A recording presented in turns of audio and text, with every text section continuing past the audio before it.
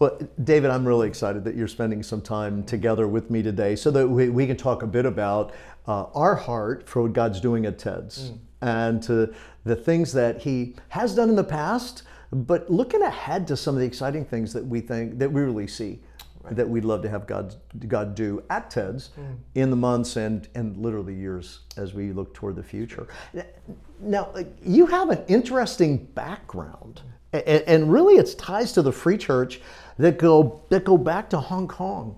Can you just share with us a little bit about that? Tell me a little bit about that. Well, it's an interesting story. It's a long one. I'll make it short.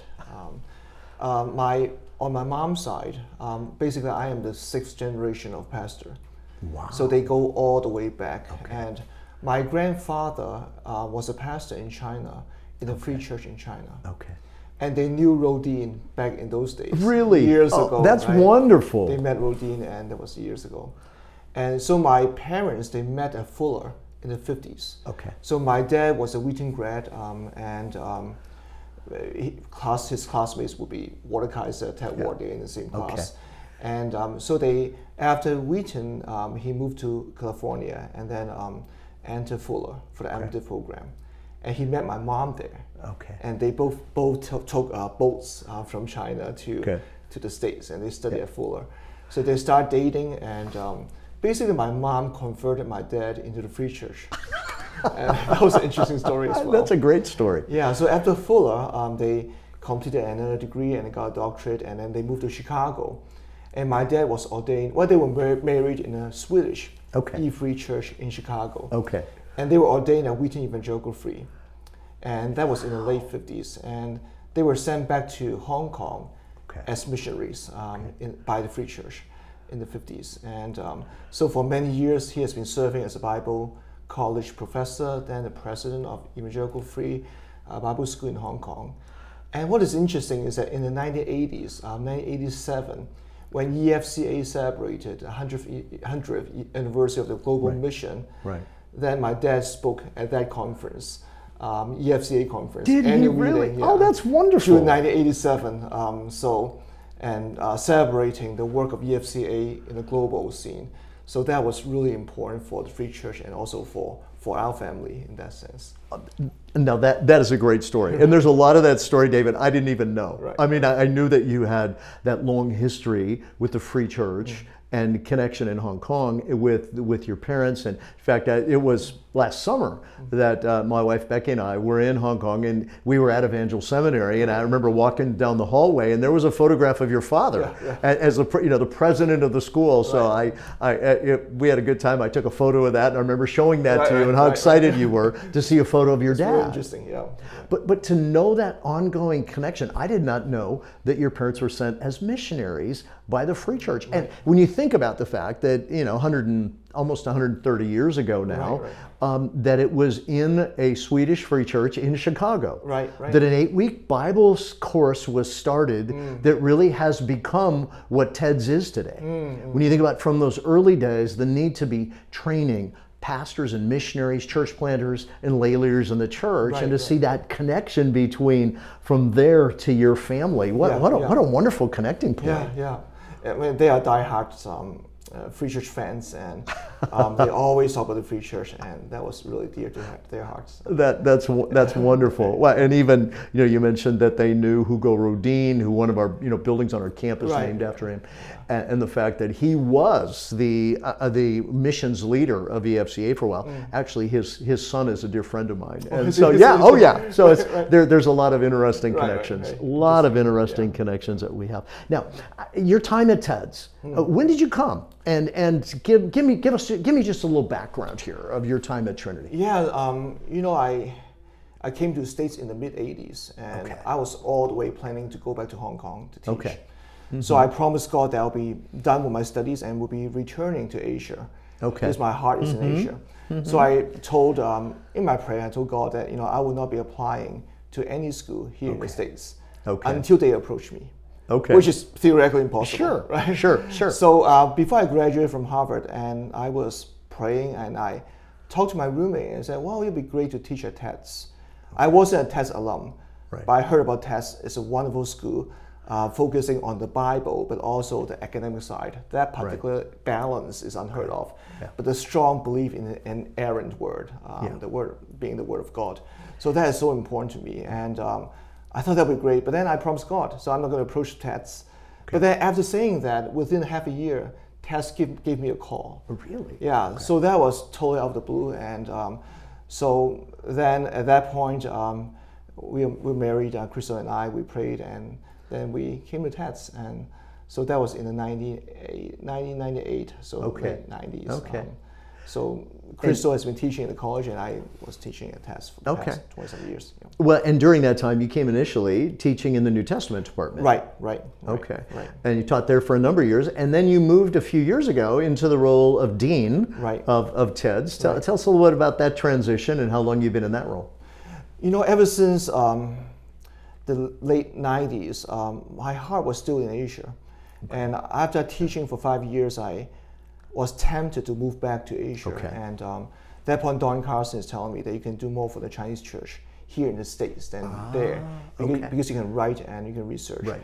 So I stayed, and I've been the chair of NT department for 10 years. And in 2021, I felt called to be the dean, and I resisted for a little while. And but my colleagues, encouraged me to move on and move ahead. And so that's 2021. So that's exactly 3 years ago. Okay. Wow. Well, I just personally, I'm really thankful to your colleagues who encouraged you to do that. People ask me why TEDS, and I gave 3 answers. One, I told the chair of NT at that point that this is the one place I can really teach the word as the word of God. Wow. So that is important to me. Yeah. Both the academic side, but also this being the divine word. Sure.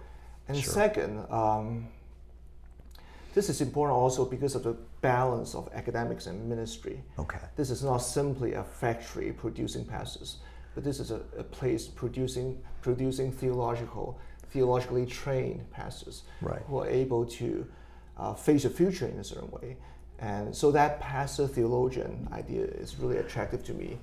Well, and that really goes back to Dr. Ken Conser, who was the dean at the time when, shortly after we moved up here to our Bannockburn campus, and really had this sense of what he called academic excellence and pastoral proficiency. Right. It's that combination of the deep understanding and wrestling with the text of the scriptures, and being able to lead well in the midst of that. And to be able to affirm that the Bible is an inerrant word is also to affirm the importance of studying this word. Yes. I remember when I was graduating from Harvard, and the professor asked me, "So what's next for you?" Yeah. And I said Trinity. And the first reaction that he has is, "Wow, that's a place that is still valuing Greek and Hebrew." Yeah. So people knew that this is a place that we study the word in Greek and Hebrew. Right. So that is really attractive to me. Okay, that's great. Now, when you think about the 3 years or so that you've been in the role as dean, what have you seen that really encourages you? Oh, so many things I've seen. In the midst of challenges, I see God's working among us. Okay. The faculty, they're incredible. They are godly people. Starting with Ken Conser, I met him when I was a fresh grad and teaching at TEDS, and at that point he had terminal cancer. And he was full of joy and saying, my life is in God. And this is the kind of godly people I find here on this campus. They are devoted. At that point, Gleason Archer is still coming to our faculty prayer, and he knows 27 languages, but still being able to pray, and the passion that he has for the church. So that balance, the passion and the technical know-how of reading the word, that balance is what I find in the faculty. So that's one part of it. The students they are incredible. Yeah. They are passionate about the church, and they're here for the ministry. Right. And we see a shift in the past few years from the younger fresh grads to the mid-career pastoral type. Right. But those more mature students, they are passionate about the church. They know exactly why they're here. They're not here to find themselves. Right. They're here to serve God. So that is energizing our campus as well. Yeah. And third is the EFCA connection. I find that to be terribly important because we are not an academic monastery, but we are tied to the church. Right. We are accountable to the church. Right. So that connection We're not simply serving the church, but we're also accountable to that particular people Right. of God. That itself is important to me. And finally, maybe the TRU structure, being much more focused on TEDs, that is really encouraging to all of us, that we find resources pouring into TEDs and TEDs flourishing because of that particular shift. And right. Right, and well, and you know, just reflecting on the things that you shared, right. One of the things that I love about just the time that I studied at TEDS years ago, but also is coming back now and seeing, as you said, the quality of our faculty, the quality of our students. The thing that I knew all along was the significant academic qualifications and quality of our faculty. That's never been a question right. at TEDS. The thing that I've been so encouraged by in the months that I've been here is to see the deep, passionate love for Jesus, you know, for the Lord, of really wanting to serve God, and a love for the church. I mean, as I think, and that it's not that I don't say that surprises me that I didn't think it was here, but it's fun to see it. Right. Because I, you know, just even talking to faculty about the churches they're involved in, their love for walking alongside the people in their own local congregation and preparing their students to serve in the church or from the church, serving in their communities. Right. It's just, I mean, to me, it's wonderful. In fact, I've had an opportunity just to visit a few churches in the area in the last month or so, and I love some of the first people I meet when I walk in the church are TEDS faculty, and they're engaged and involved, and the love for the church and the love for their students. Right, exactly. You know, one example, I need to be very careful and not to give out too much details, but in our search, 10 years ago, for New Testament faculty, we had people applying. We had the best Greek expert applying. At the end, we said no to some of them because they are not passionate about the church. They're great in their own fields, but not the church. So we want to focus on our students, our MDiv program. So if you're the greatest researcher, no, this is not a place for you. But you have to be passionate about the church as well. So that is important. Well, and it's important, as you mentioned, the connection with the EFCA. I mean, I love the fact that we share the same statement of faith, which really is the grounding. I mean, when you think of what holds the EFCA together, the Free Church together, it really is that statement of faith. It's the same statement of faith that we both have and that we share, the connection with the church. And I know I've said this to people often over the last few months that TEDS was founded by the church for the church, and we see that being lived out here. In so many ways. And that is so unusual because it tastes like an interdenomination school because you can find people from different denominations, but this is also grounded in EFCA. And that balance is so difficult to maintain, but here at TEDS, we're able to do it because that is so important to us. To be able to ground it in one people of God, but able to serve the worldwide church in some ways. Well, and I think when you see even the statement of faith that we share, it is more about what evangelical believers agree and affirm than it is about what we would disagree about. And it's the essentials. It really are gospel essentials. And at Trinity, as we say, that we're entrusted with the gospel, which comes back again, I think, to that combination of the academic excellence and a real heart for the church, which is a heart for the gospel, which is evangelism and disciple making and church planting and missions and those things that just flow out of the context of what happens here at TEDS. And that is exactly why TEDS is attractive, not only here in the States, but also globally. Focusing on the center, but able to be really contextually flexible in some ways in different contexts. So that unique combination. I think it's a wonderful combination. I really do. Now, as you look at TEDS, and you say, so what are some of the essential distinctives? I mean, what things sort of make TEDS unique? We've talked a little bit about some of them, but are there some others that would be kind of those unique distinctives of TEDS? Well, we have to go back to the center, the inerrant word. That is so important. It was important 50 years ago. It is as important now as ever. So we have to hold on to the center so that we can be contextually relevant. You find many other places where the focus is on context, without focusing on the centrality of the word, then that became flexible, but without the same commitment to the gospel that we find here at TEDS. So the center will hold us together, allowing for conversations and dialogues. That particular center is important. And in our faculty hiring process, we spend hours on that particular point. And that is important for us.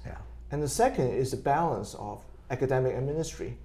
And this is not a monastery, and this is not simply an outreaching post, but this is a balance reflecting on the study of the word, but also reflecting on clinical practices in the church.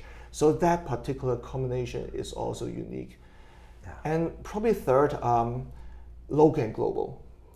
This is grounded in Chicago, but able to serve the global church. Yes. How do you do both? I think we were able to do it in the past 50 years, and with a strong focus on the word, and using the word to provide a critical reading of reality in some ways. And so that global and local balance is also unusual. And we find global leaders here on campus in our student body, in the PhD programs. And man, they are really, you hear about learning from your peers. Here you can really learn from the peers because they have years of experience in global church. And that is so important for us as well. Well, it's really true. And I've found just even walking around campus here, meeting people from all over the world and hearing their heart for what they're learning here to be able to then go back home and be leading churches and seminaries and Bible schools and mission agencies and a variety of things that the leaders that God is training, and the opportunity then for folks here from the United States who would come to study or would study online in our online courses have that opportunity as well, because we have people from all over the world that are part of those online courses, and to be able to learn from each other from the different contexts, all rooted on that foundation of the inerrant scriptures. And they're already leaders. Often you find in the classroom deans and presidents of different schools in one classroom globally. So that is amazing.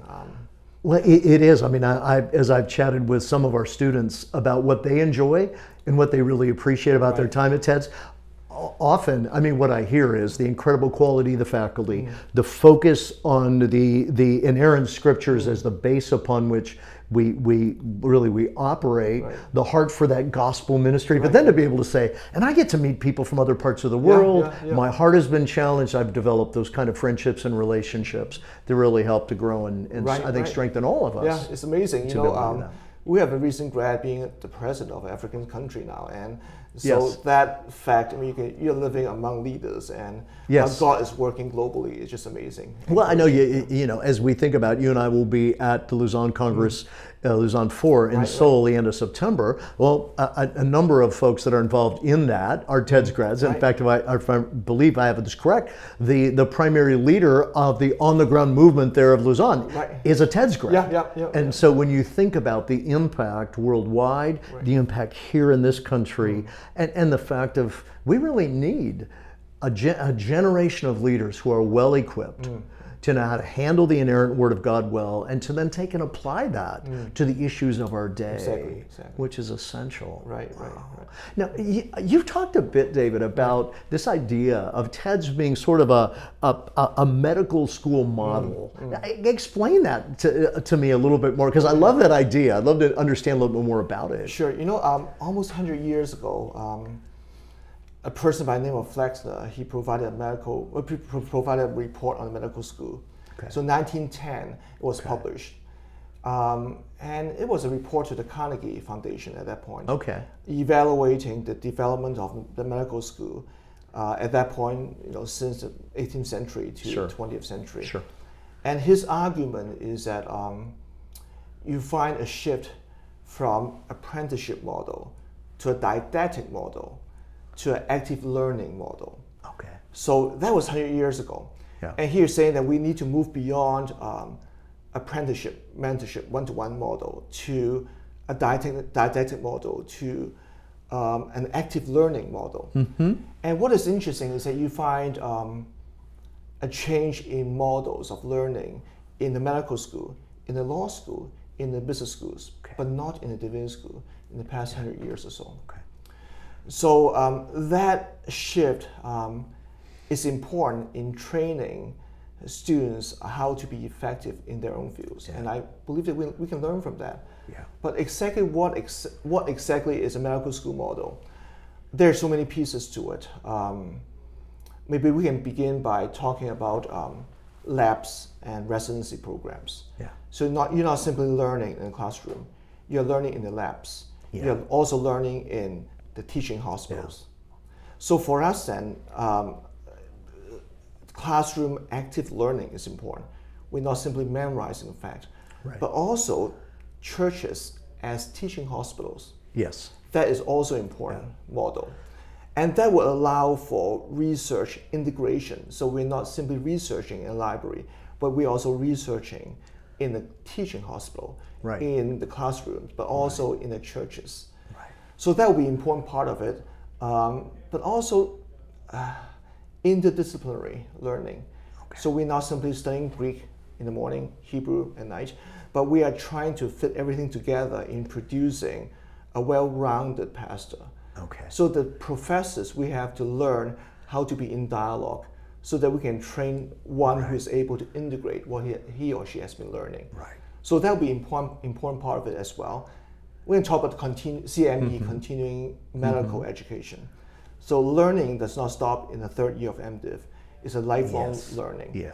So THM can be converted into postgraduate certificates in training pastors while they're while they have encountered problems in the church, and they come back to reflect and teach us, but also reflect with us how best to do church.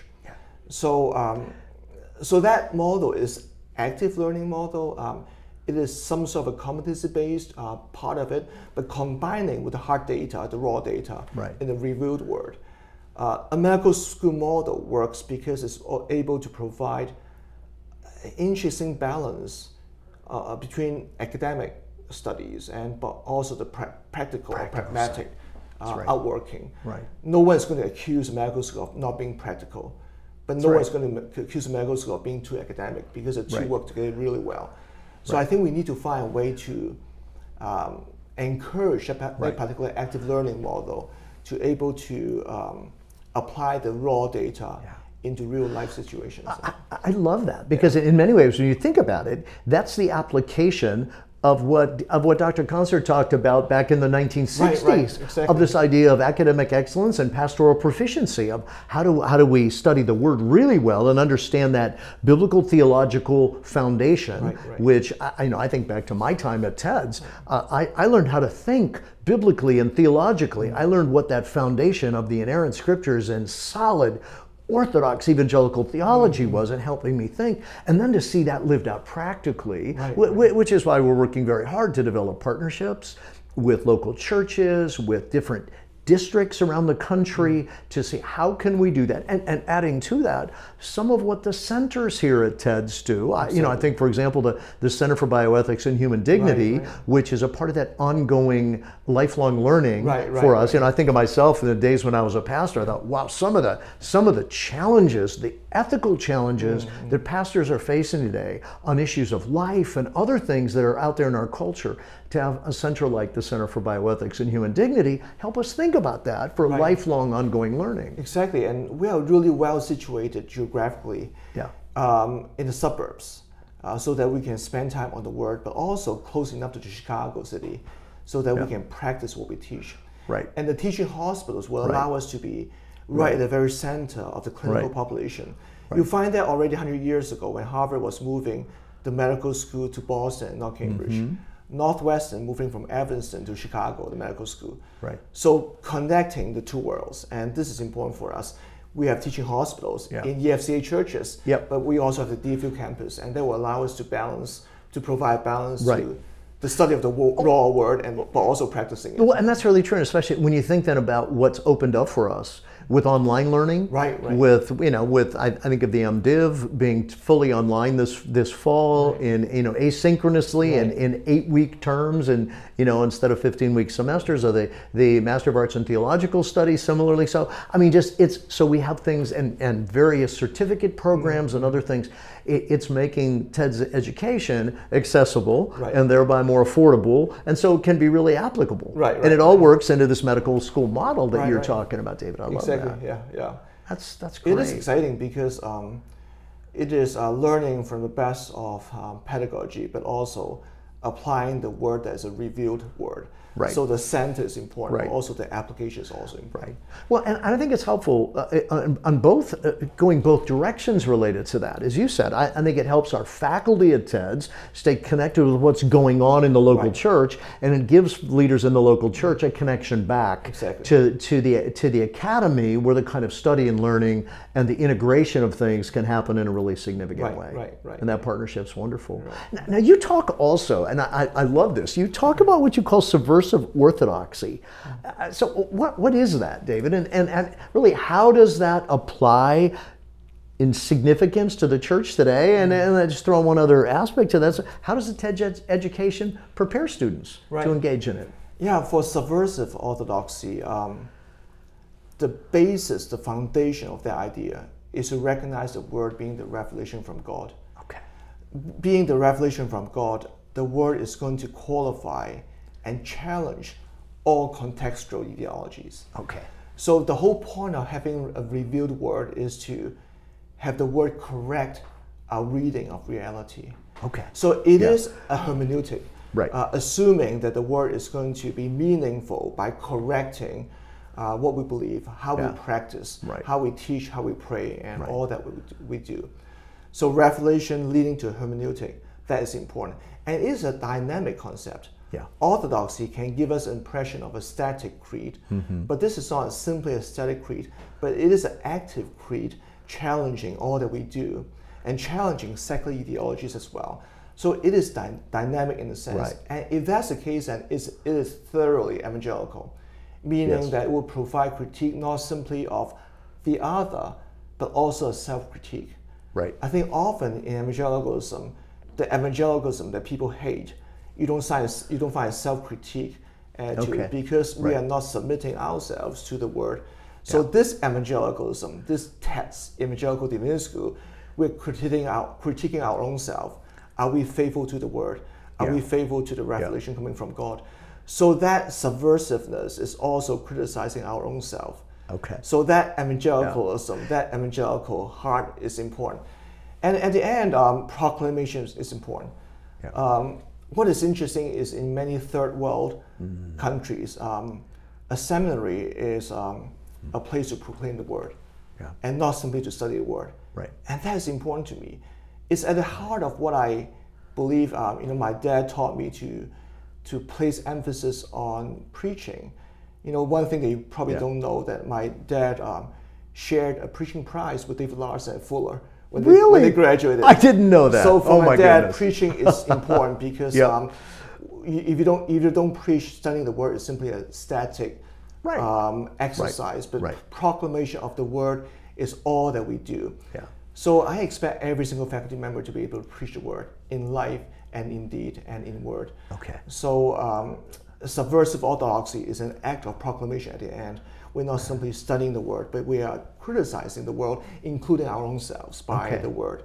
So it is a proclamation, which really goes back. I think kind of the old Free Church founders would say, "Where stands it written?" Right. I mean, where is it in the Scriptures? I remember Walter Kaiser telling me when I was a student here, "Keep your finger in the text." When you preach, where is it? Keep your finger in that text. Where stands it written? This idea of rooted in the inerrant Scriptures, and the fact that then we are evaluating all of these worldviews that are out there and thoughts that are out there, plus looking at how we're living.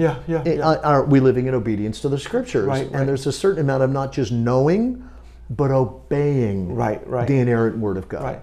That's exactly what we need to emphasize when the word evangelicalism is now a hated word. Yeah. But we need to be boldly evangelical in the sense that the word should be criticizing our own self. Right. Because we are worshiping God and His revealed word. And not our own self, and that is important. That's really true. And when you think about it, I mean, really, the word evangelical comes from the Greek term of good news. So this is we have been entrusted with the good news. We've been entrusted with God's revealed word. So we want to handle it wisely. We want to handle it well, and to allow that to be the mirror in a sense as we look at ourselves, and then as we look at the world around us. Sure. That's wonderful, David. Well, so. Now, as you look to the future, what is your vision for TEDS in the years to come? You think about what God has in store for us. What's He put in your heart? Well, beyond moving toward a medical school model and being subversive in the best sense of the word, maybe moving a bit away from library as a center of learning to churches as a center of learning. Okay. Because we're not simply learning the books, we are learning how to practice the word in a particular context. Yeah. So that shift is important. We find that shift already happening in numerous ways. So library is not the only place where we study the word, but we study the word in practice as well. Yeah. Second, we need to be really flexible. But being flexible, we have to insist on the inerrant word. Yes. So flexibility without a stubbornness, it will be dangerous. Right. So we are flexible, but we insist on the study of the word. Yeah. But being flexible, we have to be accessible. And by being accessible, we need to have a wider network of supporters. And I see Trinity moving in that direction again. With ESCA, with the global network, and people are sharing and being partners with us. Right. So 100 years ago, the greatest challenge in medical school is finances. Right. And even in that report, the author was complaining that the dean of medical schools, often deans became a marketing expert and not a medical knowledge expert. Right. So marketing is not all that we do, but money is important. And we need to find partners in sharing that vision with us. And at the end, it's proclamation. I want our faculty to be able to proclaim the word in all that we do, in our lives, and in all that we write, and in all that we preach, and in all that we teach. Yeah. And so at the end, we are not professors. We are gospel bearers. We are proclaimers. We are heralds. Yeah. And that is important, I think. I have to tell you, I'm so excited. You're the Dean of TEDS, and I'm thrilled I get the opportunity to be able to work with you and to see what God's going to do. Because I think He's going to do some things in the days to come that will continue to multiply what He has done for the last number of decades, for decades into the future, to His glory. This is really exciting. I see a path forward that we can be flexible without sacrificing our stubbornness on the very center that we focus on. So I like that. For us. I like that. We can be flexible, but we're going to be stubborn to hold on to the center of the inerrant Word of God. Right. That's where we stand, and that and I think David, as I look back, and I think of even your mom and dad and others that back in the day years ago that were a part of the growth of the church and what happened here at TEDS.